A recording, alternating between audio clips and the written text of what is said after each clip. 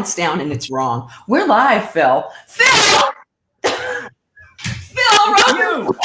I haven't seen you. I've been quarantined. You know, hellhole. Phil, I cannot tell you how much I miss your movie nights. Your movie nights are so epic, and it's the world is not the same. All right, I don't see nobody's with us yet, so I have to make sure that we're public. All right, I have to make sure that the feed is public because this always makes me crazy. Yesterday, nobody being there. You know what? All right, I'm making it public now. It wasn't public. You know what? I think I might. I don't know if it's going to go out to everybody, so I might have to restart. Restart. Do what you need to do. But it's the thing isn't telling me how to make this go public on. Why isn't this giving me a thing? What if everyone's seeing this right now? There's one person seeing this right now. That could be the audience. I'm used to that. So yeah, people are finding us now. I don't know what it is. All right, we're not going to talk about tech stuff. Phil! Hello. So Phil, I know you through many facets. Everybody Loves Raymond was where I first came to know you, but I got to know you at your movie nights. Can you, before we get into all your work stuff, your movie nights are epic and they are renowned. How did that start? How did movie nights start? When I was 15 years old. Yeah. I'm serious. There was no way to watch a movie in your house, uncut, uninterrupted, uncensored. Yeah. Until HBO came along. Right. And so I'm 15, and here comes R-rated movies. Every Saturday night was a new R-rated movie at 10 o'clock, and I would call my other junior high friend idiots to come over. I would say, come over, maybe we'll see something. And we would order pizza and watch an uncut, uncensored movie. So even then, pizza was part of the deal? Always. Always. 2 reasons. 1, who doesn't like pizza? 2, cheap and easy. Right. Right? Right, yeah. You don't even need a plate. Did you have like one pizza place that you used to call? Yeah. New City Pizza. All right. And and then I went to that sustained me through high school. Right. You know? Then college, and I ran the program board films every weekend. That meant that I was a kid, but I was doing business with the movie companies, getting movies to show on campus to the student body. And I was choosing the movies. Wow. So I was running movie night. I even was, in charge of the concessions. Right. Right? Right. And then after college now comes VCRs. And now you can actually pick the movie you want, and it's in your house. And I had a little 19-inch color TV that was stolen twice out of my apartment in Washington Heights. And then got a job, moved to Hollywood. The TV got a little bigger. The movies were now on laser disc. Then they went to DVDs, then Blu-rays, and now you see what we have. Okay, we have to talk about your theater. Mike Rowe just said on his 32-inch TV. He was there. Yeah, he remembers. He says your apartment on Beechwood he's talking about. Exactly right. And we would watch VHS tapes and, of course, order pizza. So where were you ordering from when you were on Beechwood? Mike might know. Mike, tell us where the pizza was coming from. I think Rafalo's was a regular. I think we started to change it up just for variety. Right? It was Damiano's on Fairfax, I think. I once got they're not there anymore, I don't think. I once got very mad at them because they didn't get the order right, and they delivered too few pizzas. And when I said, "What are you doing? I got a house full of people. I gave 3 pizzas. What's?" And they hung up on me. So you don't see them anymore. Well, now, so tell us about first of all, tell us about your theater and how you created it, because your theater is arguably maybe the best theater in the world to watch a movie in. How did that happen? As we kept moving and things became nicer and I became luckier, I just felt that movie night should be this great thing, as great as I could make it. make it because I love it so much. You know, it starts with me wanting to have. Oh my God, we lost Phil. We lost you for a minute. Are you there? My phone. Yeah, my phone rang and No, it went on my iPad. You have to put it on Do Not Disturb. Do you know how to do that? Hang on. You go to settings, and then there's a Do Not Disturb, and you click it on, and then your phone won't Got it. interrupt. It's done. Okay, there you go. Okay, so as I got luckier, right, got bigger, and then and the pizza got better. The pizza got better. Everything got better. And to me, success is only good if you can share it, like a pizza. It's like if you sit alone and eat a whole pizza, you're gonna be sick and you're not happy. You gotta share everything. It's only good if you can share it. So how did you get? I know who built your theater. How did you get the guys from Abbey Road to build your theater? Well, the guys from Abbey Road only did the front speakers. Those are those two big speakers in the front there. I mean, wow. I want people to understand that this is years and years and years of work and good fortune and good luck, and it's built with other people, right? I didn't do this myself. It took years and years to get this, and the whole impetus for being so great is that I wanted to have a place where people would want to come so that I could be with people, right? It's not like you have your luxury and your wealth and you sit there with it, but you share it with everyone. You share it. You share it all. That's the point of life. So we got this new house 14 years ago. And I thought, now I can really design movie night around. In fact, I don't think I would have bought the house if I didn't see a room with potential. By the way, Mike says it was 50 years ago. He can't remember where the pizza was from. So a room with potential to be a theater, you mean? This was a plain white room. It was a living room. And I thought, what if we dug down into the earth and made tri-level seating?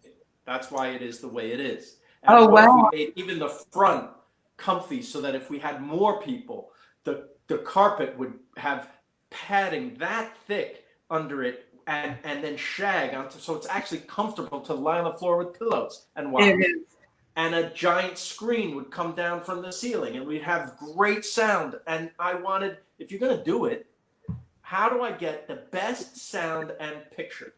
And I researched and I hired a company that does the home theaters. And I said, if you could make the best one, what would it be? And they said, well, you got to do this and this and that. And I did it. It is soundproof. It is a perfect, you could record music in that room. It is a perfectly dead, what they call dead sonically room. There's no echo, there's perfect.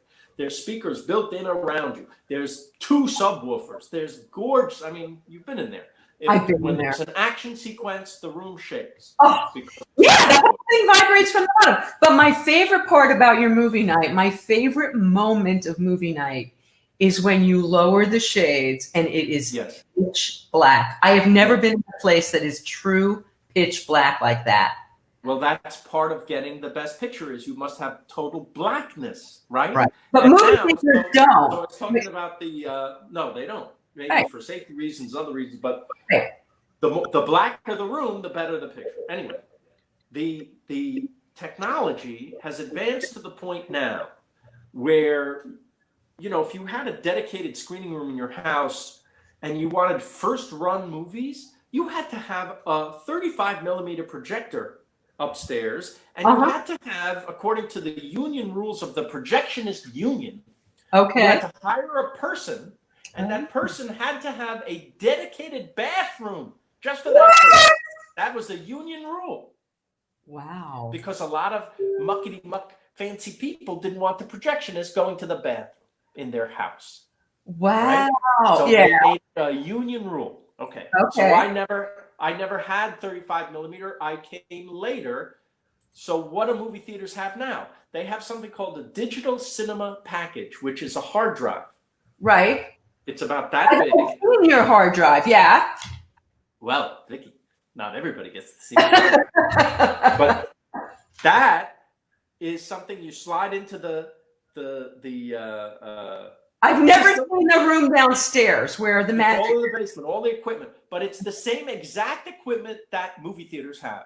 Wow. And I wrote letters before I even built the theater. I wrote letters to every studio in Hollywood. This is how it's done.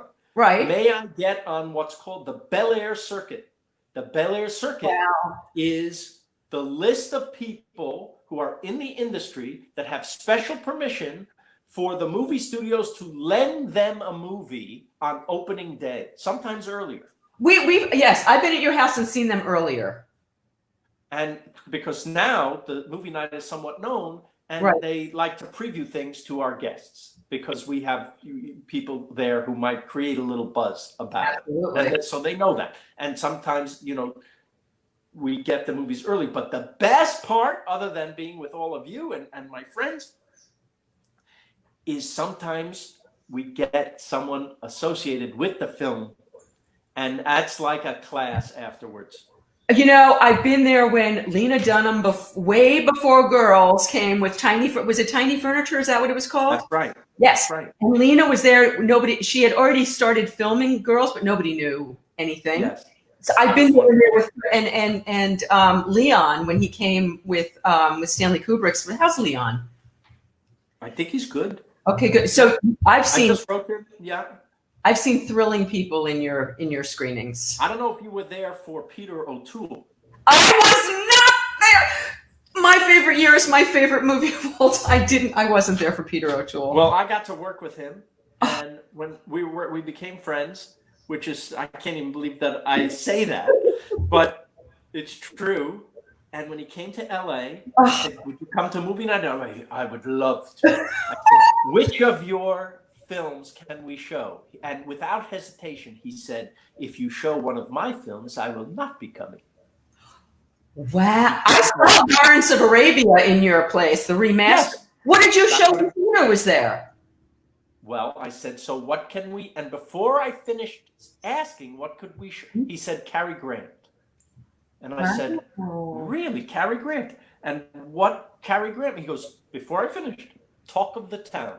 Wow. He wanted to see this very interesting movie with Cary Grant that was a kind of a 50s comedy until the woman in the film needs an abortion.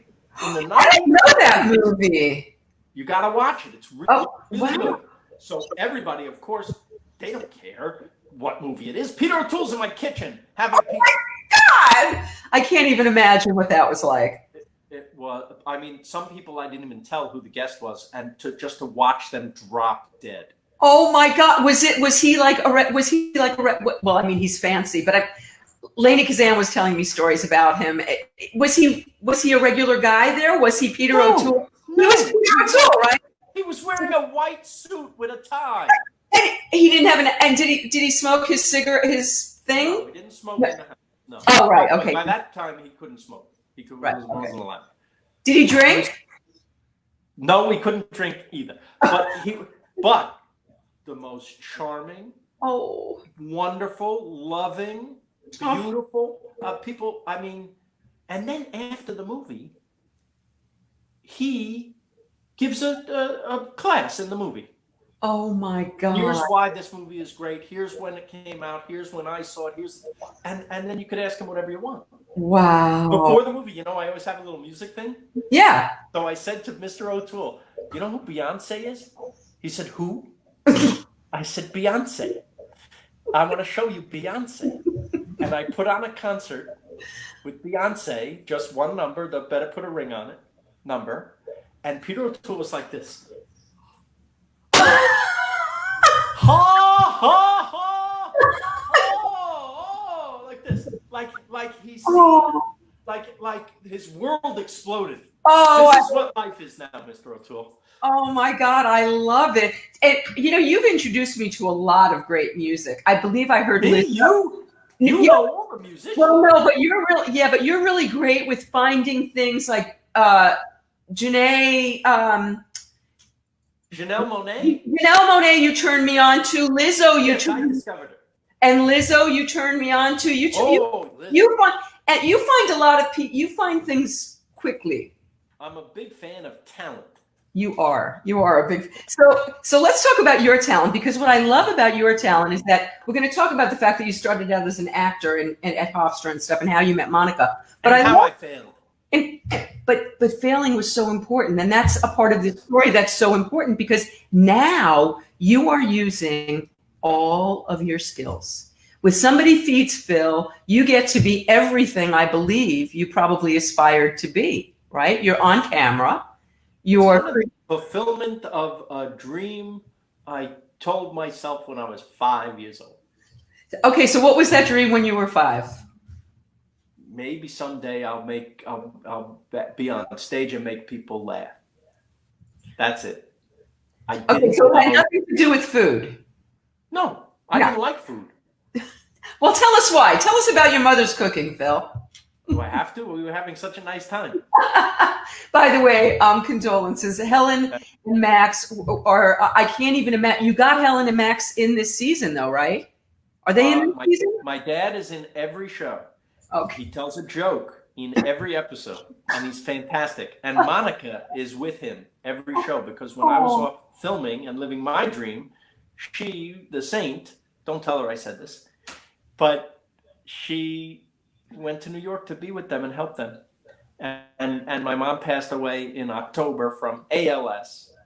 And so we have her for one episode where she was well enough to come to the computer and Skype with us. She was great. I saw a little clip. Is there something about her hair in it? It's in the trailer. It's in the trailer. Okay. So oh God. Yeah, you made your parents stars. And they are stars in their own right. I think they made me a star. I think that they are the whole show. People tell me they're the favorite part. I'm like, why do I bother going anywhere? I could sit in the kitchen.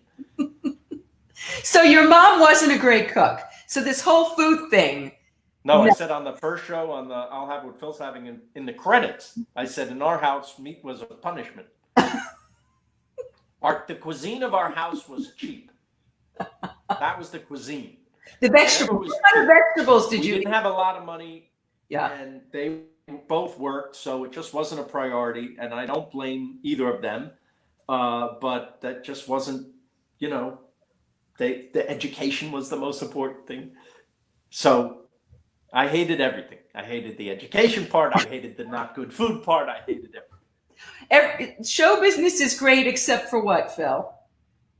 Show business. Yeah, except the business. I love every aspect of show business except the business. I love that. Okay, so you're 5 years old. You want to entertain people. Are you the class clown?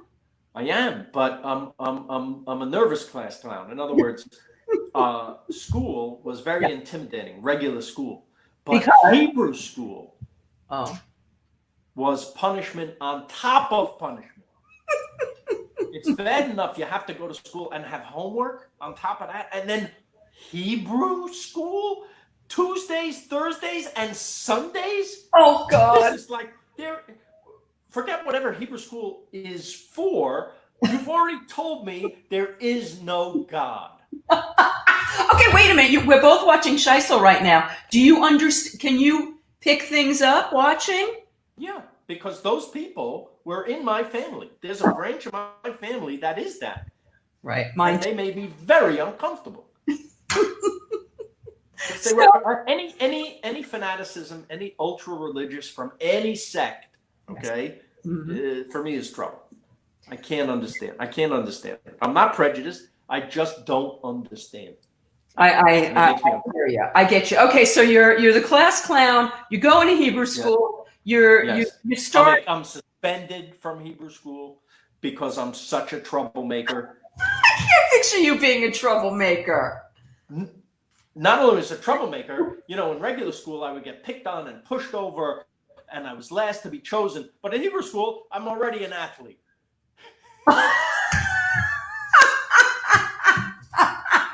Wow, I love it. So how did I was braver, in other words, in Hebrew school because the stakes are very low, right? So how about when you got to high school? What was that like? Well, then, I was still picked on and everything, but then I was very shrimpy and short and weak and skinny, and no girl would talk to me. And then I found that if I tried out for the school play and I could be funny in the school play, I mean, this is the ancient story, then, oh, now a girl might like me. So there was that. So, okay, so you decide you're going to be an actor. Well, it was handed to me like I became a big star in high school. Really, like the paper, they went crazy. I thought, oh this is what I'm meant to do. What was your first leading role, Phil? There was a play that Neil Simon wrote for Sid Caesar, and it was called Little Me. It was on Broadway in 1962, but he played 7 roles in the show, and they gave me that as my senior thing. Wow. Because I could do all the accents. I could actually do it. I was 17. Yeah. And I was a big deal. And I got into NYU and I got into Hofstra, and I went to Hofstra because I couldn't afford NYU. So, and I was a character actor. I was never a serious actor. I never wanted to be. If I had the guts, I would have been a stand-up comedian, but I didn't have the guts. I tried it once when I was 19. Did you ever try? 19 years old, I went to a local club in Rockland County on their amateur night, and it scared the hell out of me. Mainly because the people wouldn't even be quiet in the bar to listen. I'm saying, what kind of life is this? Not for me. So give props to every single stand-up comedian who's ever lived, because they are the bravest. If you meet Woody Allen's managers, I met them. Jack Rollins, I'm friends with his daughters, yeah. Okay, so Jack Rollins said the bravest person he ever saw was Woody Allen in the early 60s, because he was only a writer, and then he had the guts to get up on stage in the Greenwich Village clubs, and he was so nervous that he would wrap the microphone cord around himself while he was talking, and you could barely hear him, and he would be strangling himself, and he didn't get any laughs. And I'm telling you, the material, you can hear it. It's on an album called Woody Allen, The Stand-Up Years. And if Mike Rowe is out there listening, he'll vouch for me. This is the best stand-up material of all time. I am writing this down. Download this. Woody Allen, The Stand-Up Years. It's where all the comedy in his early films come from. You can see it. You can hear it. And it's, oh my God, there's never been a wittier, funnier set ever than and he didn't get laughs. No, because he was he would talk like this, like a little nebbish, like you could barely hear him. And of course, the people were drinking and smoking, and then who's this little Jew on stage? I'm not listening. But Rollins and Jaffe were in the back. Right. They were listening, and they were laughing, and they saw the talent. And they said the bravest thing they've ever seen from a human being is that this guy, who was bombing every single night, bombed for 2 years straight. Wow. Until it clicked. Wow. Well, I mean, Larry David too. I mean, Larry David was a late night act, and the audience used to boo him off the stage at the Improv. Yeah, I mean, it's crazy. Okay, so after school, right? I graduate, and I'm such a big star in high school and college, and I move into New York City, and nobody seems to care. And now, instead of competing with 3 other guys, I'm competing with 40,000 people for a part. I never got an agent. I never got an audition that meant anything. I was a wreck. And I just had all these odd jobs. What was this when you were working at the deli? Were you working at the deli during this? At the deli, I was a guard at the Metropolitan Museum of Art. Wow. Yeah. Okay. So this is relevant. I'm a guard at the Metropolitan Museum of Art. I worked there for about a year, and about 6 months in, I got cast in some after college show, and now I work from midnight to 8 in the morning. I try this so that I can get to rehearsal and do the performances. And there's guards at the Met midnight to 8 in the morning, and you do a little route through the section of the museum, and then you come back to your post after an hour, and then your partner goes and he does the route. So we go back and forth, back and forth. So I'm on my 3rd night of no sleep because the show I was in got into dress rehearsals and performances, and it was all day, all night, then midnight to 8 in the morning. So I thought, because I was 21 years old, that I could do this. And at 5 in the morning, one day, I was awoken by the manager of the security guard. She was standing over me. I had fallen asleep in a 300-year-old bed. So you are Night at the Museum. You are Night at the Museum. Before Night for you. Yeah. It was me at the museum. Oh my God. And I'm going to tell you where it is. It's on the 3rd floor of the American Wing. It's called the Heart Room. It's a little period room of what the Old West would have looked like. There was a little bed, little bassinet, little sink. And I finished my route early, and I just saw it, and I remember walking over to it, and the next thing I knew, a lady was standing over me, shaking me, and I was like, how did she get in my room? And I was fired, and I was humiliated. It was so humiliating to be fired, because I actually loved working at the museum. I could go to galleries and turn on all the lights and really learn about the art. You know, when you go to a museum that's packed with people, you don't have time to read everything. Right. Work of art. I had time to read everything. But then I fell asleep on the art. They frown on that. And so I was fired. Okay. So then I manage a deli, and I do other jobs, and I do other things. Years later, some friends of mine and I write a show for ourselves to be in. That we finally got the idea that nobody's going to cast you. Maybe you write something for yourself. It's called writing your own ticket, literally. And it's what I tell my kids, and it's what I tell everybody who ever asks me about show business. They're not waiting for you. You have to make your own way. So that's life. Thus, Game Changers with Vicki Abelson. You got it. So yeah, I write a thing with my friends. It becomes successful. An agent sees me in this thing and says, "Come to Hollywood. You will never stop working as an actor." So I packed a bag and I moved out here, and I never started working as an actor. Wait a minute. Didn't you do Tony and Tina's Wet? Am I making this up? That's exactly the thing. That's it. But it's huge. Yes, and I don't see a dime from it. Okay, how is that possible? Screwed, and so did some of my other friends. We got completely screwed. And Vicki, I don't know how much time you have, but I'd like to spend the rest of our time here complaining about that. No, but I really want to. How is it possible that you write and create and co-create, co-create with friends, and some of those friends were not so nice, and I see. So some of the friends are benefited. They took credit, and they wanted money, and they got rid of anyone that they could so they wouldn't have to share this success. And I bet you they don't have a movie theater in their house that was made by the guys who did Abbey Road, and I bet Peter O'Toole doesn't come to their house. If he went to their house, they'd probably try to screw him out of something. Well, but it was the worst thing that ever happened to me was getting screwed out of that thing that I helped create. Literally fired from the show I helped create after a year of doing it, right before we came to Hollywood, and that wasn't nice. And Tony and Tina's Wedding is like probably still being performed as first somewhere. Okay. Well, you made good. So you have sour grapes, and what happens when you get Here's why I tell that story. Because it was the worst thing at the time. It was the worst thing that ever happened to me. And of course, it was the best thing that ever happened to me. Right. Because it kicked me in the ass. Mm-hmm. And I didn't know what to do. And so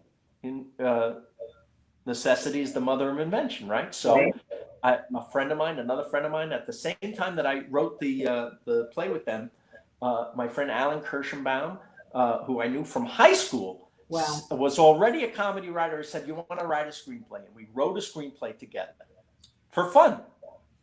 And we sold it to HBO for $70,000 in 1988. Wow. It was more money. When I called my parents to tell them this, my mother said, "How much?"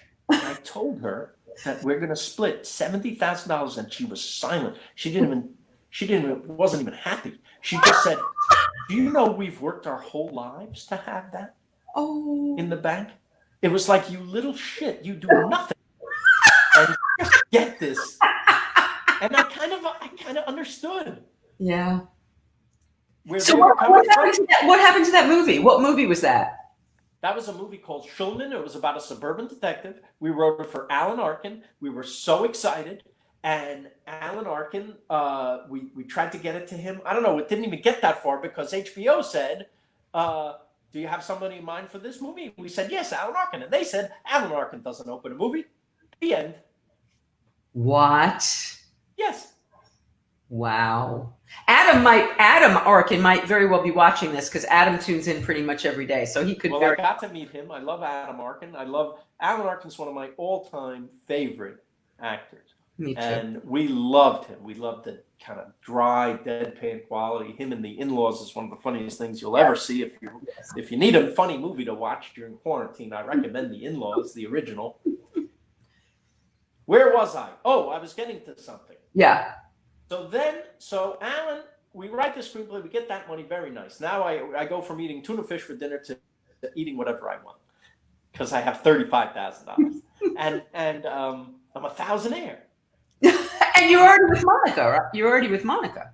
Was I with Monica? Yes. Yeah, because you met her in college. Yeah. No, right after I met her in 1986, and this was a few years after that.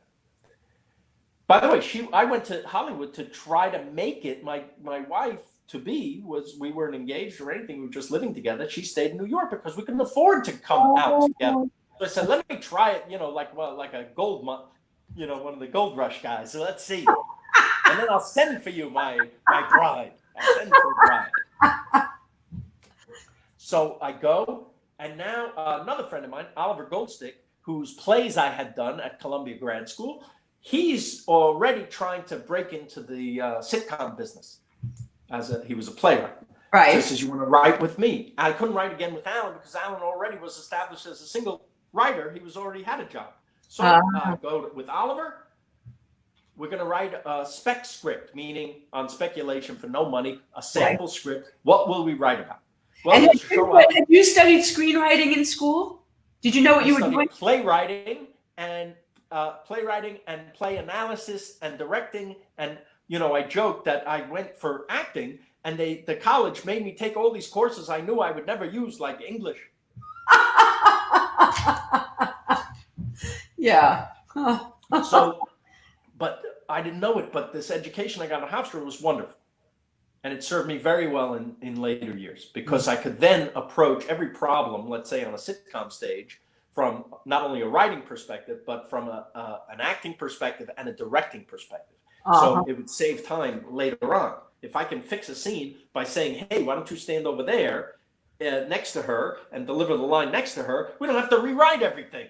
It's a simple fix, right? So that's the benefit of getting a very well-rounded education. And I tell actors, if you're an actor, take a writing class. If you're a writer, take a directing class. They're all branches off the same tree, and you want to make this tree as strong as possible. Anyway, I get together with Oliver. Let's write a spec script. We need a spec script, a sample of our work. What should we write? Let's write a sample Roseanne. Roseanne is the big show in 1989 when we arrive in Hollywood. Let's write a Roseanne. What will the story be?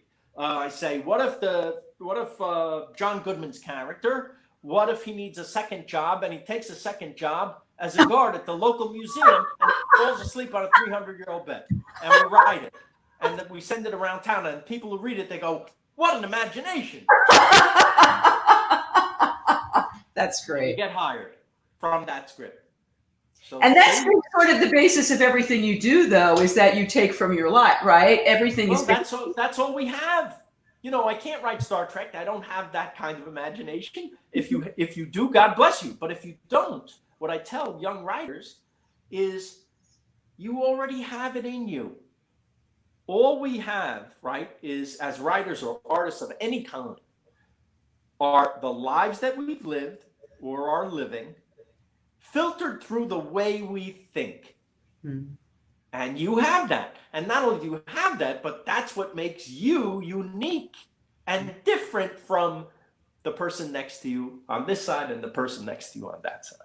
So we all have this. If you look at the best shows you ever saw, let's take Better Things, for example. Okay. That's Pam Adlon's real life that she's channeled into a work of art. Right. So that's that I learned that that's everything. That's everything. And the only thing I have are these real life stories because, again, I don't really have that great an imagination. And I tell people who are starting, keep a diary, keep a journal, because it's easier to write things down than to write. To create an idea. Yes, write it down. And you think this is shit. Nobody cares about this. This is nothing. Guess what? In 2 weeks, 3 weeks, 4 weeks, a year, you go back and look at this. Hey, that's funny. Hey, that's funny. Maybe there's something there I can use. That's it. I didn't think being fired from the Metropolitan Museum would lead to anything other than humiliation. And it turned out to be the basis of everything. And that's what the Raymond Room was all about, right? It was the writers, you guys sitting around, and what did you used to tell your writers? Go home, get in a fight with your wife, come back, and tell me about it. Then we'll have a show. But I learned that from Carl Reiner. The way he made the Dick Van Dyke Show was, what happened at your house this weekend? That was it. And we had very good hours on Raymond because I wanted you to go home. We went home for dinner every night. So wow. The only shows I ever worked on or ever heard of even, where the writers went home for dinner. Wow. And it wasn't just because we were well organized and we knew what the show was and what we wanted, but that's where the stories are coming from dinner at home. So you wrote that first spec script and about the night in the museum. How did that translate to you becoming a showrunner and having your own deal? Well, I worked for 5 years on shows you never heard of first. Okay. One show you did hear of. Coach. You worked on Coach, right? I worked on Coach for 3 years in the middle of the Coach run. Right. Oliver and I worked 2 of those years together, and then we split up amicably because it turns out that they pay 2 writers as one. Right. So this is something else I say to young writers, team up because they like the idea of getting 2 for 1. They like that. So you have a better chance of getting hired, right? Wow. If you have a partner. Now, after 2 years of us doing that, it's probably 4 years of us doing that, we got tired of being 2 for 1. Right. Because we don't collaborate on everything we pitch in the room. We don't get together and go, blah, blah, blah, blah. We say blue. No, we're individuals, and now we have enough confidence that we think we can do this on our own, and we could. So the last year of Coach, not only did I write on it on my own, but they let me direct one. Oh, wow.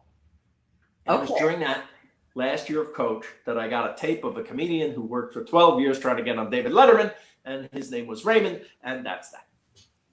So, and they let you be the showrunner,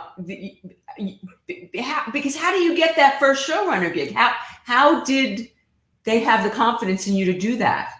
I'll tell you the very short version, but the full version of my story and how to run one of these shows and how to make one of these shows is in my book that you know.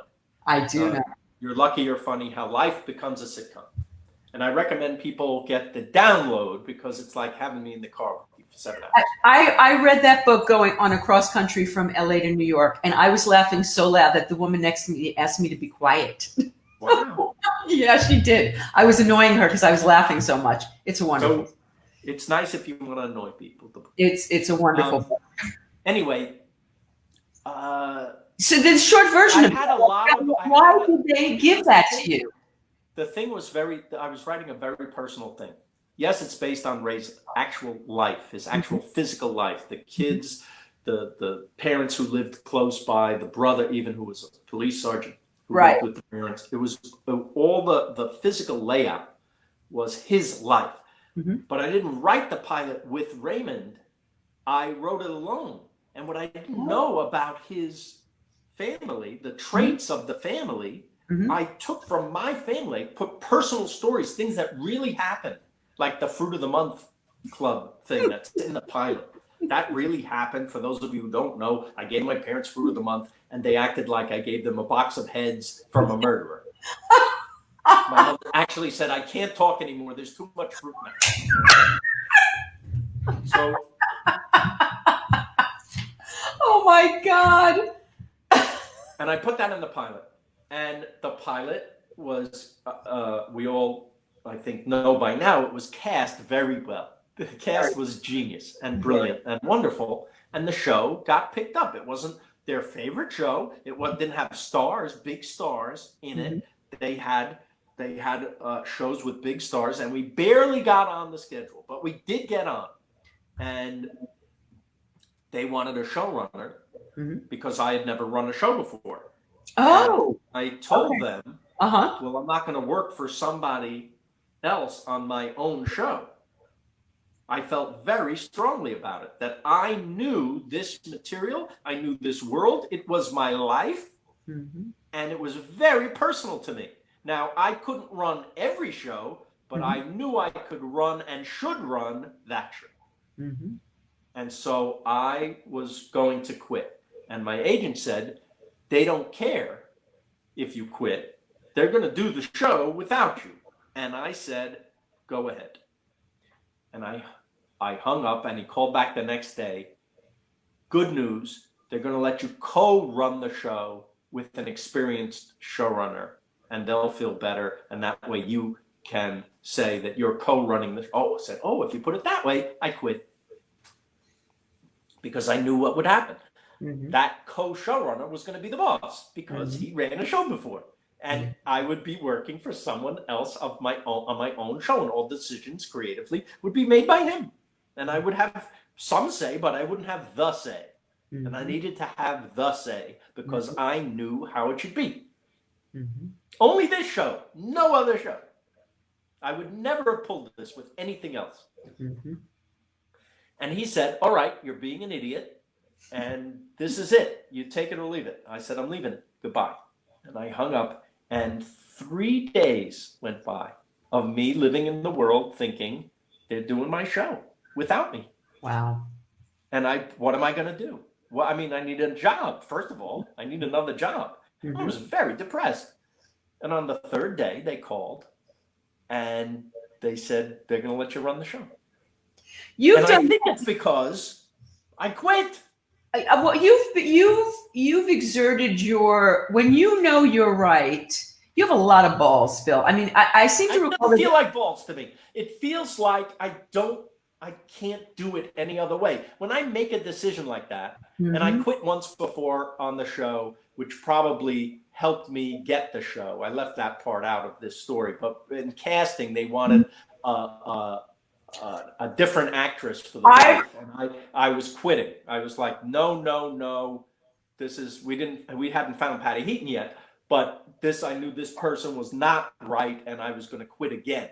And then I convinced the head of the network to let us keep looking for someone else. And I think that impressed him, even though I was told that if I even questioned it, I would not have a show. And so I was quitting.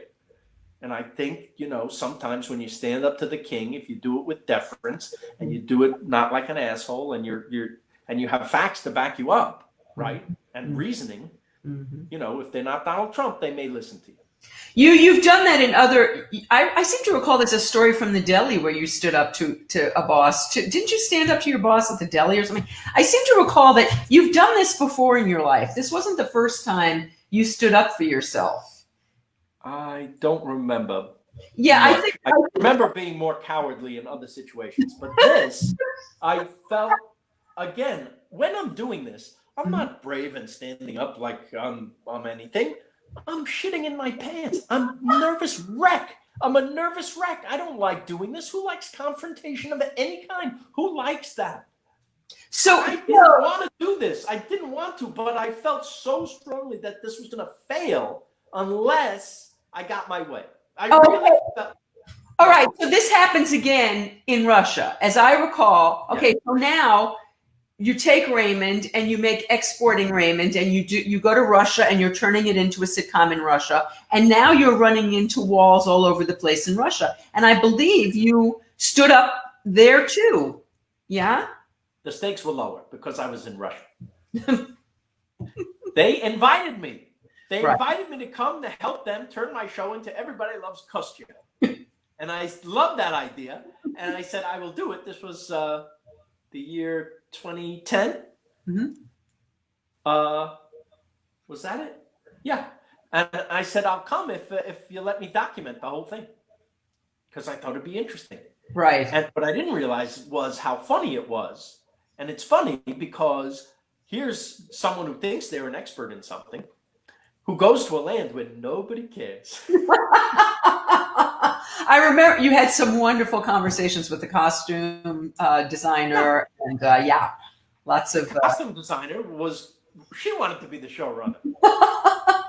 God.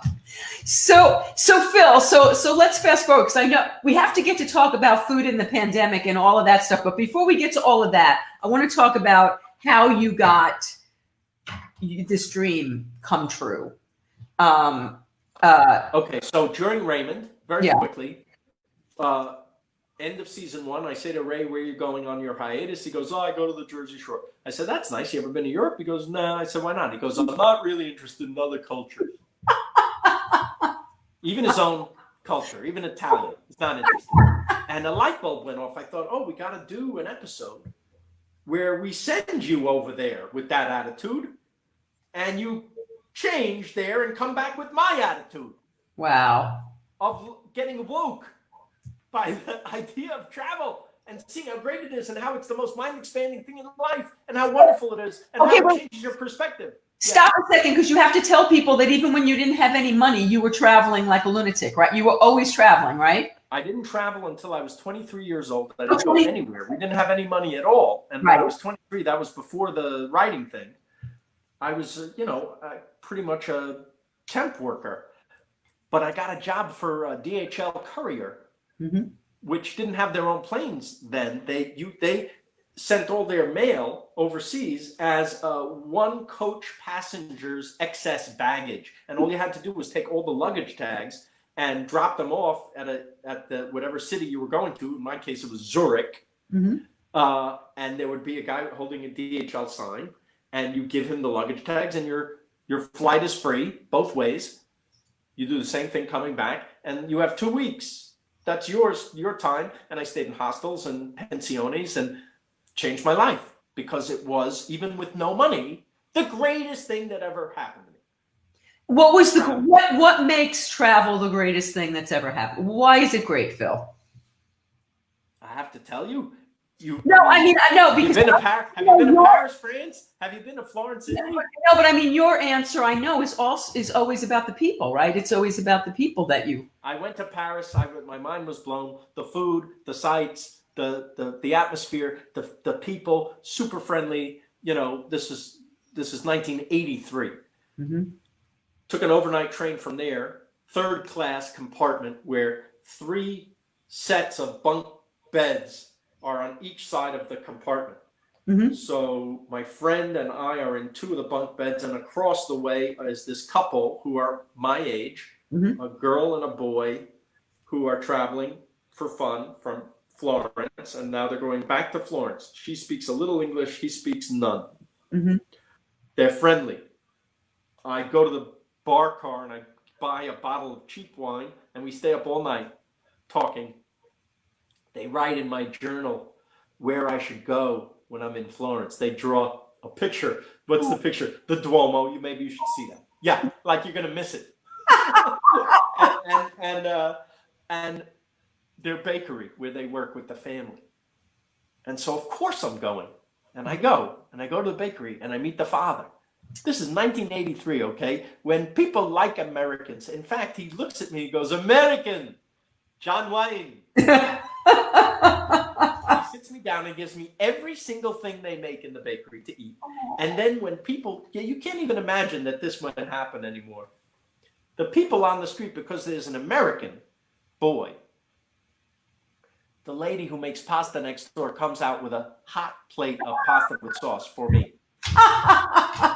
The meat guy makes a steak for me. I'm sitting at a tiny table in an alley, and it's like the king has arrived. Wow. I couldn't believe how phenomenal it was.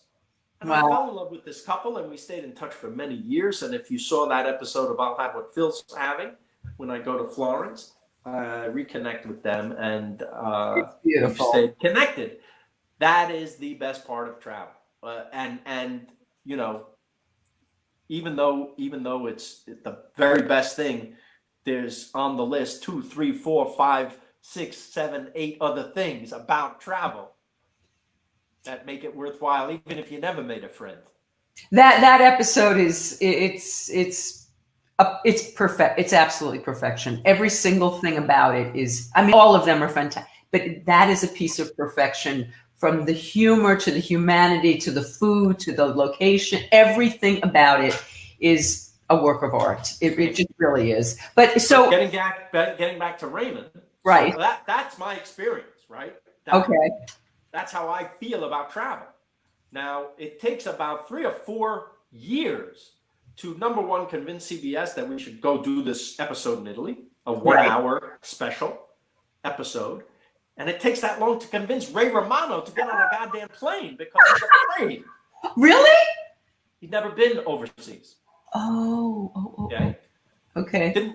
Again, and true, he wasn't interested. So I write this script where he gets woke, and we film it. We get him over there and we film it. And the best part is that what happens to the character, that arc of the character, I see happen to my friend Raymond. He gets it. He falls in love with it. Every night we're having pizza. Phil, have you tried this one? Yes, I have now. There's another one down. Should we taste them all? Sure. How about gelato? It's like, gelato. You gotta have the lemon with the coconut. Oh my God. Okay. When I saw that happen, when I saw his life change, a 40-year-old man at this time, his life change, I thought, and I never forgot, what a gift to me to be able to see that change in a friend. So I wanted to do that for everybody. I actually think the world would be better if we all could experience a little bit of other people's experiences, right? So that's my favorite thing. So now what you see is the culmination of my stupid existence on the earth, because we've already talked about my background and where I'm from and what happened. But now I've taken the knowledge that I have about how to make a show. Right. Story, character, pace, technical shit that we don't care about, but it's important. Right. And it's all in the service of everything else I love in life. Family, friends, food, travel, laughs. That's what that show is to me. Was it an easy sell for you? No, it took 10 years. Okay, this is what I'm, because everybody looks at you and you just look like you got it all going on and you got all this success and you have all this. I don't. When I'm not talking to you, I'm pulling my hair out because I have this anxiety about life. And it's only when I'm doing the thing I love doing, which is this scam that I've somehow managed to get myself into, right? I'm a nervous wreck that how do I get it? It's like a junkie. How do I get it?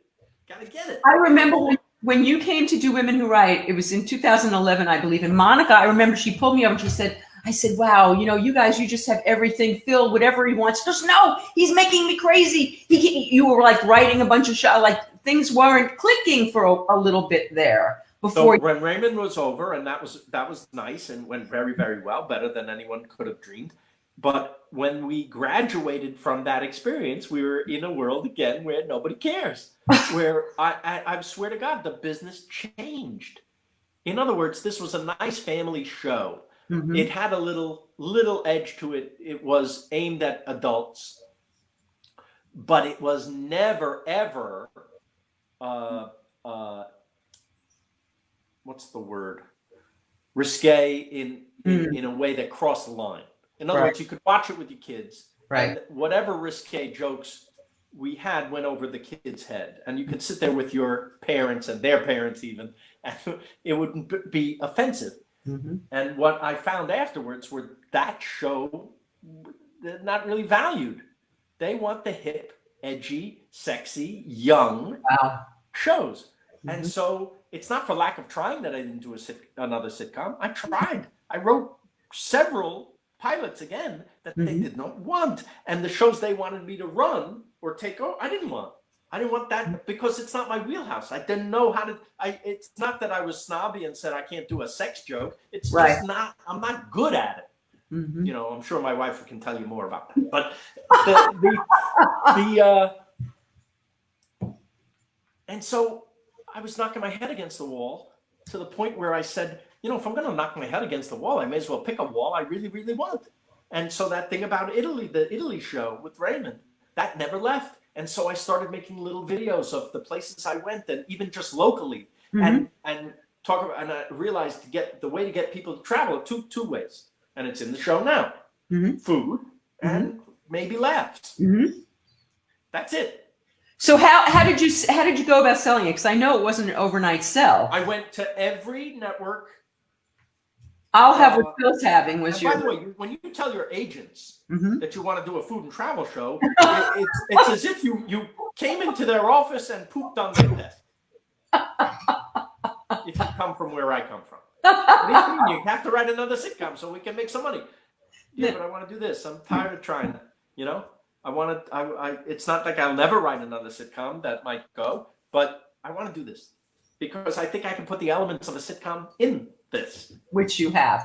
So okay. So how did you get turned down? Did you got turned down? By everyone. And then PBS, which was actually the first place I wanted to go. Oh, that's the first place I thought of. And so that was the last place they would let me go because there's not enough money there at all. They wanted at least to try to get a little money from the networks that have money. But then I did it. And then after 6 episodes, I think we were their top show that year, and we won the James Beard Award for best travel show. That was like me entering a rodeo and winning the rodeo prize. It doesn't get better than that in the food world, that's for sure. Amazing. It was amazing.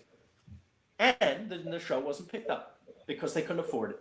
But then here comes Netflix, and then they pick it up, and we have but wait, you had a period in between. You didn't go. Did you go right? 2 years in between. I was going to say so because I had to legally be able to do the show. That I had to legally be able to do a food and travel show of any kind for someone else. They were going to hold me to that legality. It was crazy, but we changed the name and we've paid them off, whatever it was. And all I cared about was the opportunity to keep doing it. And Netflix was wonderful. You know, it's funny because I remember when you had I'll Have What Phil's Having, and you said you had to change the name. I was like, oh no, that was like the perfect name. Except now, Somebody Feed Phil seems like the perfect name, right? It just. I don't think titles matter that much. You know, there've been times when the title really gets in the way. Like I remember a movie called, and I remember when it came out, I go, oh, that's not going to do well. Why? What's the name of it? Dying Young. That might be the worst title. Yeah, that doesn't sound good. All right, so let's talk food. We got to talk food before you go, because I know you have dinner coming. So first, I have the COVID crazies on here. I just want to talk a little bit about how you're handling the pandemic and what you're doing about food. Here you are, you're someone who loves to travel. You go out to lunch every day of your life. How is this translating to this new, I don't want to say normal, but this new existence we have here? You can travel by ordering the best takeout and delivery in the world right now, especially if you live in LA. Everyone, because of the terrible circumstance we're in and the desire to stay alive, is focusing on what used to be a side business. It's now the business. They don't even know if maybe the other business is coming back. So the best restaurants in the city, and I'm not talking about just the expensive place, I'm talking about down to the pizzerias, they have upped the game. I don't know if you've ordered out lately, but I mean, we've had some of the best meals we've ever had. Okay, so I want to talk about that for LA people. Tell us some of the stuff that you're ordering in that's blowing your mind. Tonight I'm getting Wovo, which is a wonderful mini chain of pasta specialty places. It's really a pasta bar if you go in the restaurant. The pasta is made in Bologna. Oh my God, I'm writing this down. It rests on the trip to LA. And what then they spell it? Wovo. How do you spell it? Babs. Wovo means egg in Italian. UOVO. Wovo. Okay, I like it. Yeah. Okay, where else? I have a list. I've been to some of the big ones. I've been to Bevel and Bestia, meaning gotten takeout from them, and they're geniuses because they've made it as good as the restaurant. I'm serious. Wow. The food is as good as what you get in the restaurant. Wow. Yes, and they give you little reheat instructions that are perfect. Wow. And so if you follow them, even a monkey like me can make this. You put it in, you take it out, you put it on a nice plate, and you have a 4-star dining experience. It's really been phenomenal. Okay, what about cheap eats any cheap eats that you're loving takeout from? Hi-Ho Burgers travel very well. They do a brilliant thing with the French fries where they come in a perforated bag so that the fries always arrive soggy and terrible. But the perforated bag keeps them crispy because the steam is allowed to escape and they don't steam in the bag on the way over. Smart. Wow. And are you cooking, Phil? Have you stepped up your game? Are you We barbecue a little bit. I'll make myself eggs or a sandwich, but I'm not a cook. Yeah. People say, what do you mean? You have a food and travel show, you can't cook? I say, yeah, I meet a lot of great chefs around the world. They can't write a sitcom. We all contribute in our way. And they like me because I really appreciate that.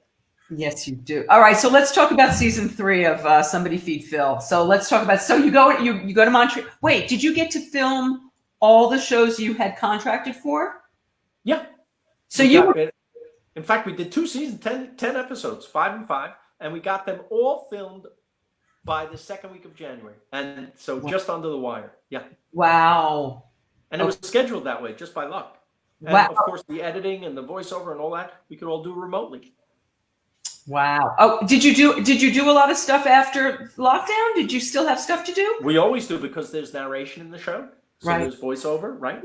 There's editing to do. There's color correction and sound mixing. You can do it all without being in that room. But if you're doing it in your house, you have somebody coming in and doing it with you. You're not just. No, it's like this.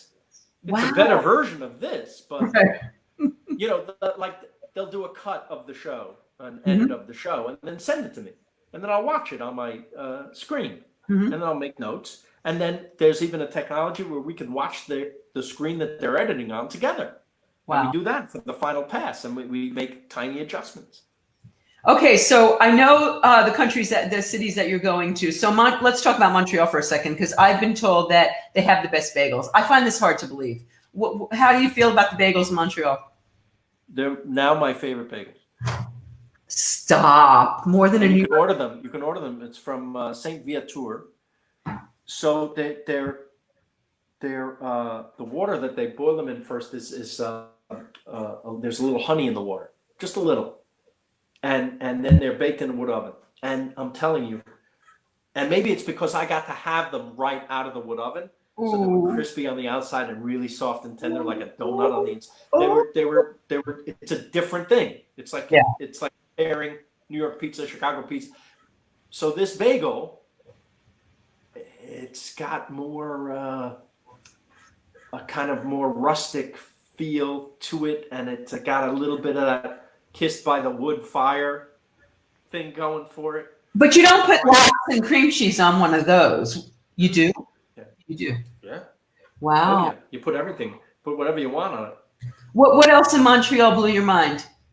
There's a fine dining place called Montreal Plaza that's unbelievable. That's not a good title for a restaurant, but it's because it sounds like a mall. But it's cutting edge, really phenomenal place. There's this. Is there good Chinese food there? Yes, but I had Haitian food. I had of course, poutine. I had that was one of the best things I ever ate. Was this beautiful Portuguese chicken place that they put on the poutine, over the best French fries with the gravy and the cheese curds and the Portuguese sausage mixed in.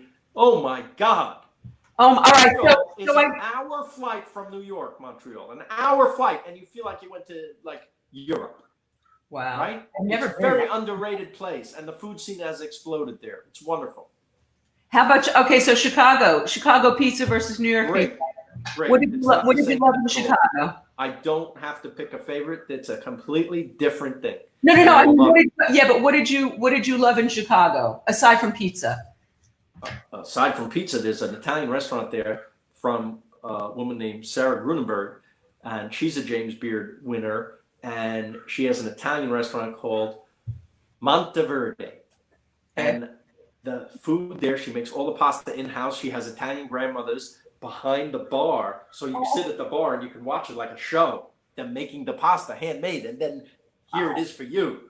Wow, that place is great. Chicago is one of the most beautiful cities in the world. It's the most magnificent city, maybe in America for sure, because of the architecture. Mm-hmm. You know that boat ride they do through the river? Mm-hmm. There's an architectural boat tour that I didn't even know until I got there, that it's one of the top tourist attractions in the United States for very good reason. It's absolutely magnificent city. Don't go in the winter. I've been. Yeah, it hurts. My eyes literally froze. My eyeballs froze there. Yeah, it's crazy.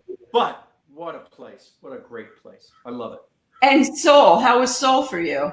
Amazing. You know, I live right next to Koreatown here, so I thought I knew a little bit about the culture. But of course, this is a town, and that's a giant, massive city, and it's a world city. You know, it's one of the centers of Asia is Seoul. And so every cuisine is there and all this innovation, and it's kind of like the New York of Asia. It's incredible. Yeah. Did you eat food there that you've never had before? Yes. And now I come back and I'm like, hey, I had tteokbokki. I got to look for tteokbokki here in Koreatown, and sure enough, they have it.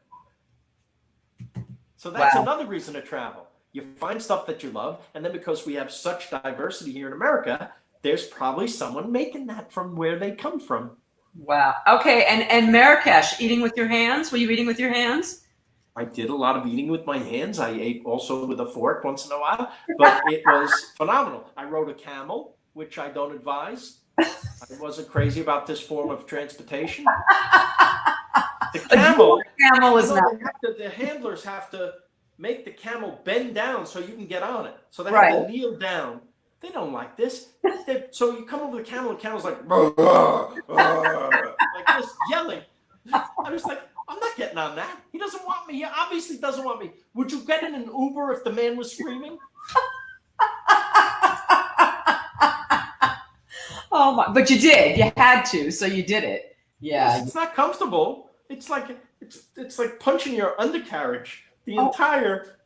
Maybe I had a bony camel. I don't know. I don't like it. I don't like it. But the food and the people and the beauty of America, it's so romantic. It's so exotic. It's so evocative of like the movies like Casablanca. You have to go. It's great. Okay, and you went to London. Okay, so always hear the food in London not good. Yes, that people have been saying that, but that's 30 years ago. It wasn't good. Now it's a great food city, one of the best in the world. Okay, what's great about London food? The same thing that's great about every major city on the earth now, and this is, you could argue, the city of the world is London. I mean, there's a case to be made because of their location, their financial center, their cultural center, right? Mm-hmm. So it's just a spectacular, diverse population, and you know, like amazing Indian food, amazing. Even their homegrown, they're doing, you know, for 30 years ago, they were still in like a post-World War II mentality where all the vegetables came out of the can. Right. And now it's farm to table like everybody else because the internet shows everybody what can be. So a chef anywhere can emulate another chef anywhere else and then combine with their local ingredients.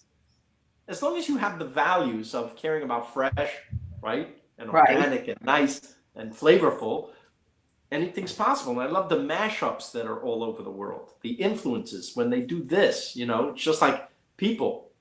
The more we mash up together, the more interesting it is. So are there places that you want to go that you haven't? Yes.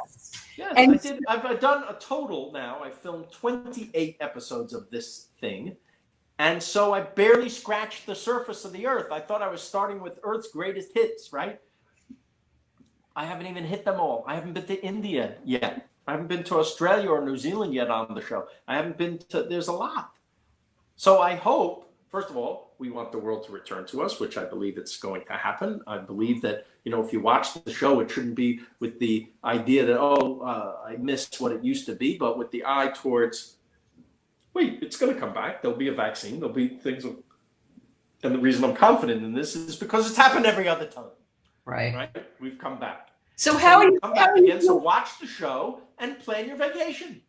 Okay, so this Friday on Netflix, season 3, all these cities that we just mentioned. So Phil, before we go, what are you doing with your days in pandemic? How are the Rosenthals living their life right now? I did a very smart thing. The day we went into lockdown, we adopted a puppy. We rescued a puppy. Murray. We got him at 10 weeks. Murray, he's a superstar. People say he should have his own Instagram. I'm like, wait a minute. I've gained many followers because of him. I'm not giving him up. I'm his pimp. I'm his pimp now. Go do something cute. I'm putting you on the Instagram. Your trainer is another one who your Instagram with your trainer is hysterical. Ben Bruno training. Yes. So, all right. So this doesn't just happen by itself. You have Murray. You have your family, but what does a day look like for you? What are you doing, Phil? I walk the dog every day, sometimes 3 times a day, for fun and great. He has to go anyway. We both need exercise. I work out a little bit. I plan a lunch. I do one of these. I try to write something. I try to do some publicity for the show coming, because we worked for years on this thing and I don't want it to just disappear. So that's important to me. And I do little political videos once in a while, and to me they aren't even political. I'm just trying to be human. All right. Well, you guys are very political. You guys did a lot for Obama. You've done a lot of. I'm sure. I didn't think my show was political, but it turns out in today's climate, the embracing of other people and other cultures is like a political statement. And people say, "Oh, you must be this party. You must be from that party." No, I'm just trying to be a person. So are you writing? Is there something else? I mean, I know you want to do a lot more of these, and there's a lot more traveling you want to do. Is there something else that you haven't done that you'd still love to do? I'd welcome another show, another sitcom of some kind. Would be great. Something maybe even with music, something with variety, anything, drama. I love every aspect of show business. I love the acting. I love the performing. I love the editing. I love the writing. I love the directing. Every aspect of show business except the business. The business. And you also wrote a great musical, which I happen to know about. And but so is that something you'd still like to do? Have a musical on the board? Yeah. It has to be right though. I learned what not to do. It's just as important as learning what to do is learning what not to do. Have you watched Ozark yet? Season 3? Great. What a great show. Okay, because Felix Stilling's a friend of mine. Felix was the bad, the guy. And so he was watching and he said hi. What do you mean? He's the guy. He's the guy. The king. Tell him he's a genius. I love him. He's wonderful. Yeah, Tell him I love him. I think that show is phenomenal. As good a season of television as ever been. I think the 3rd season was absolutely genius. And our friend Nicole is watching right now. And so I can't see who's watching. You have a list of who's watching. I can see who's watching. Yeah. So I was getting comments. I haven't answered any. A lot of people are saying how answering things to you and asking you questions, and I haven't been paying attention to it because I'm paying attention to you. But afterwards, I'll go back, and then if there's questions that you should answer, I'll get the answers from you for them. Okay. I'm taking a quick. My friend Cindy Beagle wrote on all of Gary Marshall's sitcoms, and she's loving this so much. All of your. I loved Gary. I loved him so much. What a great guy. Okay, so let's. I remember I ran into him at a party once, and he goes, "What season are you going into?" I said, "We're going into season 2," and he goes, "I love the 2nd season." He said to Cindy, he told the writers, "Page 8, you don't need it. Throw it out." That was Gary's advice. So let's talk about Fred for a second. We did before we came on the air. Fred Willard, a genius, underrated, great comic genius, giant influence on many, many comic actors and comedians, undeniably funny. When I said that if you see him pop up in a movie suddenly, you get excited that, oh, now it's going to be funny. Now it's funny. If it was funny, it's going to now get even funnier. And if it wasn't funny, you thank God for Fred Willard, right? And we had him in the show, and every single line he had, he could get a laugh. Every single So thing. what was it like having him on set? Like, was the script gold, or did he make it gold? Was it both? The food is here. I have to go. Okay.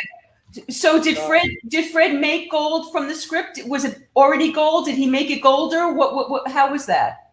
He certainly made it golder if it wasn't gold. Yes. Yeah.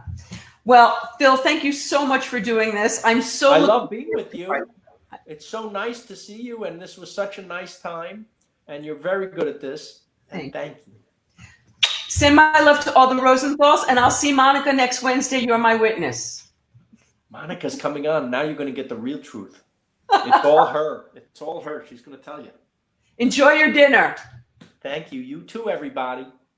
Bye-bye. Thanks, Phil. Sure.